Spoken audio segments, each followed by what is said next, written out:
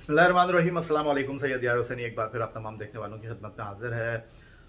Pakistan cricket team England के साथ ICC test championship की जो सीरीज़ है उसका दूसरा टेस्ट मैच खेलने के लिए मुल्तान में मौजूद है और दोनों ही टीमें आज फाइनल प्रैक्टिस सेशन में पार्टिसिपेट कर रही हैं। और उसके बाद कल से दूसरा टेस्ट मैच मुल्तान में शुरू होने जा रहा है। और इस टेस्ट मैच के लिए टीम पाकिस्तान के लिए चैलेंजेस तो बहुत हैं, क्योंकि पहला टेस्ट मैच पाकिस्तान की टीम पिंडी क्रिकेट स्टेडियम रावलपिंडी में गैर मामूली और एक एग्रेसिव अप्रोच की वजह से इंग्लिश टीम की 74 रन से हार चुकी है। और दूसरे टेस्ट मैच से पहले ख़ास तौर पर बॉलिंग फास्ट बॉलिंग में टीम पाकिस्तान के लिए बड़े सवालात मौजूद हैं। और इन बड़े सवालों में सबसे बड़ा सवाल यह है कि शाहीन शाह अफरीदी तो अनफिट थे ही, और इंग्लैंड और न्यूजीलैंड के खिलाफ वो आईसीसी टेस्ट चैंपियनशिप की सीरीज़ में हमें दस्तयाब है नहीं।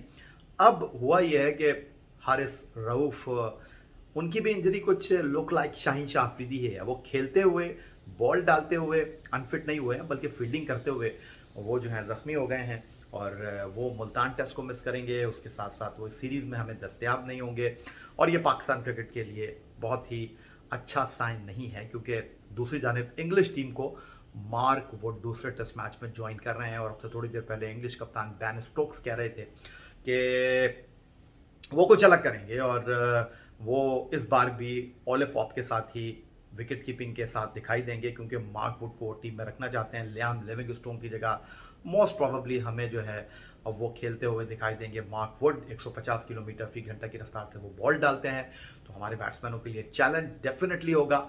एक तरफ इंग्लैंड के लिए अच्छी खबर है, दूसरी तरफ हमारे लिए अच्छी खबर ये नहीं है कि हमारे जो तीखे तेज फास्ट बॉलर हारिस रऊफ, जो कि पिंडी स्टेडियम में दूसरी इनिंग में बॉल करने के लिए दस्तयाब नहीं थे, अब वो इस सीरीज़ में भी बॉल नहीं डाल सकेंगे।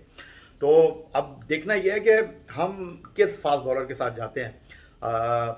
इंग्लैंड के लिए हमारी प्लानिंग क्या होगी, इंग्लैंड को हम किस तरह रोक पाएंगे, क्योंकि बैन स्टोक्स कह रहे हैं कि जो ख़राब मौसम है, कम रोशनी है, धुंध मुल्तान में दिखाई दे रही है, मैच उससे डिस्टर्ब होगा। मोस्ट प्रोबेबली इस टेस्ट मैच में जो है वो 500 350 ओवर होना मुमकिन दिखाई नहीं दे रहे, तो कुछ अलग करना होगा उनको। तो अलग क्या करेंगे? T20 से हटकर क्या वो टेस्ट क्रिकेट में T10 खेलते हुए दिखाई देंगे? क्या अब उनका प्लान ये होगा कि 25 ओवर में जो है वो गो एंड किल वाली पॉलिसी को अपनाया जाए? वो तो हमने देखा था कि उन्होंने पिंडी क्रिकेट स्टेडियम में भी ऐसा ही परफॉर्मेंस पेश किया था। तो डेफिनेटली अब बाबर आजम को सोचना होगा, और अब उनके पास जो इंग्लैंड को कंट्रोल करने के लिए हथियार हैं बॉलिंग में, उनको वो किस तरह इस्तेमाल करते हैं। मुझसे अगर आप पूछें तो मेरे ख्याल में हमें दोनों ओपनर फ़हीम अशरफ एंड मोहम्मद नवाज़ के साथ मुल्तान में उतरना चाहिए और शॉर्ट स्पेल और शुरू से ही जो है वो फील्ड को खोल के रखना चाहिए बाबर आजम को।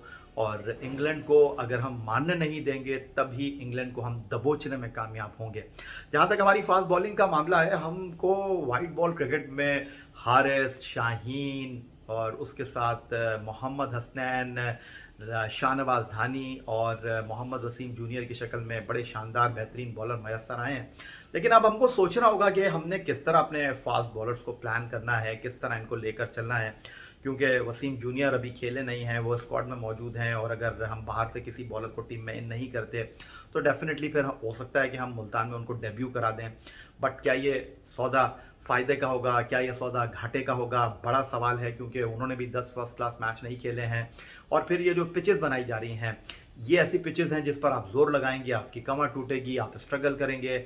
आप T20 क्रिकेट खेलते हुए आ रहे हैं, क्रिकेट बहुत ज़्यादा हो रही है, नॉन स्टॉप क्रिकेट हो रही है, एक सीरीज़ ख़त्म नहीं होती कि दूसरी सीरीज़ का शेड्यूल सामने आ जाता है। बहुत सारी टीमें अब प्लान करके चल रही हैं और शायद हमको भी ये सोचने की ज़रूरत है कि हमको अपनी टीमों की तरजीहात जो हैं वो सिचुएशन के हिसाब से बनानी चाहिए। जब हमारे पास अब्बास मौजूद हैं, जब हमारे पास मीर हमज़ा मौजूद हैं, तो वाई हम फिर अपने इन T20 बॉलर्स को क्यों ख़राब कर रहे हैं? क्यों इन T20 बॉलर्स को बिला वजह जो है वो इंजरी के गड्ढे में धकेल रहे हैं? ये सोचने की ज़रूरत है पाकिस्तान क्रिकेट बोर्ड के लिए, क्योंकि अब ये वक्त आ गया है, क्योंकि नॉन स्टॉप क्रिकेट हो रही है। और वाइट बॉल क्रिकेट में अगला साल भी हमारे लिए बड़ा इंपॉर्टेंट होगा, क्योंकि नेक्स्ट ईयर भारत जो है वो आईसीसी 50 ओवर वर्ल्ड कप की मेज़बानी करने जा रहा है और ऐसे में हम अफोर्ड नहीं कर सकते। अभी बहुत सारे लोग बात कर रहे थे कि मोहम्मद आमिर को टीम में आना चाहिए, बहुत सारे लोग कह रहे थे कि जी आमिर को नज़रअंदाज किया गया है।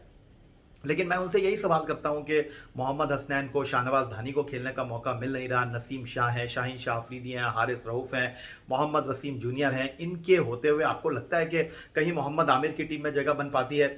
वहाब रियाज इस वक्त श्रीलंका में मौजूद हैं और लंका प्रीमियर लीग 2022 में वो हम्बन टूटा में रिप्रेजेंट कर रहे हैं गॉल ग्लैडिएटर को। उन्होंने भी कहा है कि वो सोच रहे हैं कि 2023 तक वो क्रिकेट खेलेंगे और उनका टारगेट जो है वो 2023 वर्ल्ड कप है। तो उनका ऑप्शन भी हमारे पास मौजूद है। लेकिन हमारे ये जो मौजूदा फास्ट बॉलर हैं, माशाल्लाह नसीम हो गए, शाहीन हो गए, हारिस हो गए, वसीम जूनियर हो गए, इनको हमको देख संभाल कर इस्तेमाल करना चाहिए।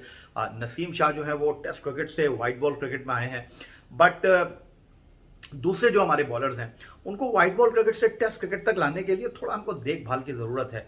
और नसीम शाह 2 साल हो गए उनको खेलते हुए, और ऑस्ट्रेलिया में जब वो गए थे उनका बड़ा मजाक उड़ा था। फिर उन्होंने अपनी चीज़ों से सीखा और मैं उनसे बात कर रहा था, उन्होंने कहा कि जब आपका वक्त नहीं होता तो फिर आपका कोई नहीं होता, और मैंने फिर अपनी गलतियों से सीखा और मैंने अपनी गलतियों पर काम किया और आज वो आपको दिखाई दे रहे हैं। आज वो एक नए रूप में आपको, नए किरदार में, टीम की जान, टीम की बॉलिंग की बैकबोन बने हुए दिखाई दे रहे हैं। और चाहे वाइट बॉल क्रिकेट हो, चाहे टेस्ट क्रिकेट हो, चाहे लीग क्रिकेट हो, वो आपको एक डिफरेंट रूप में दिखाई दे रहे हैं। उन्होंने अपने मसल्स के ऊपर काम किया है, उन्होंने अपनी फिटनेस के ऊपर काम किया है, उन्होंने अपनी लाइन और लेंथ पर काम किया है, रिदम पर काम किया है। और डेफिनेटली एक बॉलर के लिए ये बड़ा इंपॉर्टेंट है। हमें ऑस्ट्रेलिया से सीखना चाहिए, हमें इंग्लैंड से सीखना चाहिए, और ज़्यादा दूर जाने की बात नहीं है। अभी जेम्स एंडरसन को जिस तरह पहले टेस्ट मैच में बेन स्टोक ने इस्तेमाल किया, एक्सेलेंट था, कमाल था। उनको पता था कि जी ये हमारे लिए इंतहाई अहम मोतबर बॉलर हैं। स्पीड इनकी है नहीं, लेकिन बहरहाल इनका एक किरदार है, इनका एक मुकाम है। उनको उन्होंने बड़ा देख कर इस्तेमाल किया, उनको उन्होंने टारगेट्स दिए। पहले इनिंग में 21 ओवर वो डालते हैं, लेकिन मुख्तलिफ स्पेल के अंदर इस बेजान विकेट के ऊपर पिंडी की उन्होंने रगड़ा नहीं लगा दिया अपने फास्ट बॉलर जेम्स एंडरसन को। वो टूट जाते ना, उन्होंने उनको बाहर किया ना, वो बाहर करने का इरादा रखते हैं। और जहां उनका रोल था उन्होंने उस रोल को बखूबी और बेहतरीन अंदाज में निभाया और कप्तान को मायूस नहीं किया। शायद बड़ी टीमें ऐसा ही सोचती हैं। अभी आप ऑस्ट्रेलिया की बात कर लें, पहला टेस्ट मैच खेलने के बाद उनके कप्तान पैट कमिंस जो हैं वो साइडलाइन हो गए, नहीं खेल रहे हैं। आज वेस्ट इंडीज के साथ उनका दूसरा टेस्ट मैच एडिलेड ओवल में शुरू हुआ है। स्टीव स्मिथ कप्तानी कर रहे हैं और स्कॉट बोलैंड को उन्होंने टीम में शामिल किया। हमारे पास क्या कम फास्ट बॉलर हैं, हमारे पास लाइन लगी हुई है फास्ट बॉलर की, लेकिन ज़रूरत इस बात की है कि हम अपने फास्ट बॉलर को देख समझकर और सिचुएशन के हिसाब से उन टीमों में शामिल करें। फर्स्ट क्लास क्रिकेट हम क्यों करवा रहे हैं? फर्स्ट क्लास क्रिकेट करवा ही इसलिए रहे हैं हम कि उन बॉलर्स को हमने आइडेंटिफाई करना है, उन बॉलर्स को हमने जज करना है जिनको हम टीम की ज़रूरत बनाएं। मीर हमजा बेहतरीन बॉलिंग कर रहे हैं। अब्बास 2017-18 में कमाल उनका एक रिकॉर्ड बना हुआ था। इंग्लैंड में उन्होंने हिला कर रखा, ऑस्ट्रेलिया के खिलाफ उन्होंने यूए में बड़ी शानदार बॉलिंग की। ठीक है, स्ट्रगल कर रहे थे, स्पीड उनकी इतनी ज़्यादा नहीं है। बहरहाल टेस्ट क्रिकेट में अभी वो खेल रहे हैं, फर्स्ट क्लास क्रिकेट खेल रहे थे, उनको हम यूटिलाइज कर सकते हैं। और जो इंग्लैंड के इस वक्त बैट्समैन बल्लेबाजी कर रहे हैं, जारहाना अंदाज में मार धाड़ की क्रिकेट खेल रहे हैं, अब्बास की हमें ज़रूरत पड़ेगी। फिर हसन अली की अगर हम बात करते हैं, वो भी बाहर बैठे हुए हैं। तो हर क्रिकेट में हमको अपने हर बॉलर को, हर खिलाड़ी को झोंक नहीं देना चाहिए। हम बार बार ये बात कर रहे हैं कि जी इंग्लैंड टी20 क्रिकेट खेल रही है।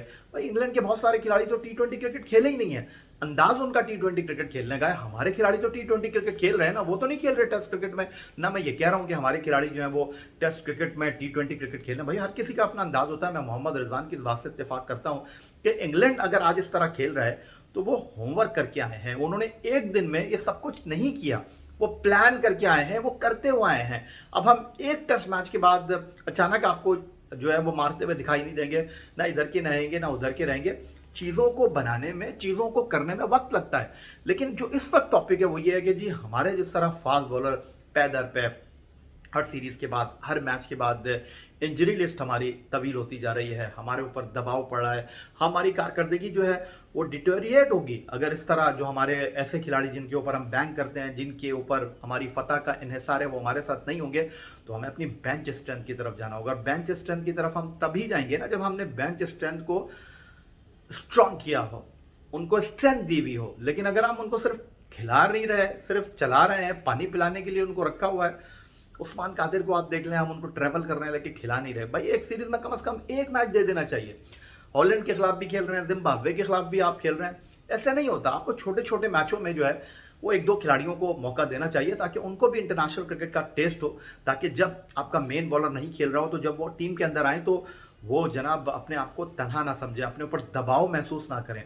तो आप इस चीज़ को डेफिनेटली पाकिस्तान क्रिकेट बोर्ड को अपनाना होगा, समझना होगा। अदरवाइज़ फिर ये मामलात माज़ी में भी रहे हैं और इन चीज़ों की वजह से हमारी क्रिकेट जो है वो ट्रबल में जा सकती है। तो hope for the best Pakistan cricket, और खेल में हार जीत हो जाती है। इंडिया की टीम भी हारी है बांग्लादेश में, और पाकिस्तान टीम पहला टेस्ट मैच हारी है, बट उम्मीद करते हैं कि बाउंस बैक करेगी पाकिस्तान क्रिकेट टीम। और बहुत ज़्यादा तनकीद हो रही थी पिंडी क्रिकेट स्टेडियम रावलपिंडी की पिच के ऊपर, लेकिन वहाँ पर रिजल्ट सामने आया तो सारी चीज़ें बह गईं, सारी चीज़ें पीछे रह गईं। होप कि अब मुल्तान का टेस्ट बैक भी अच्छा हो, अच्छी विकेट हो, अच्छी जानदार क्रिकेट हमको देखने को मिले। फिलहाल आपसे इजाज़त चाहेंगे, गुफ्तगू आपसे होती रहेगी। अपना बहुत ख्याल रखिएगा। सैयद यार हुसैनी को इजाज़त दीजिए। अल्लाह हाफ़िज़।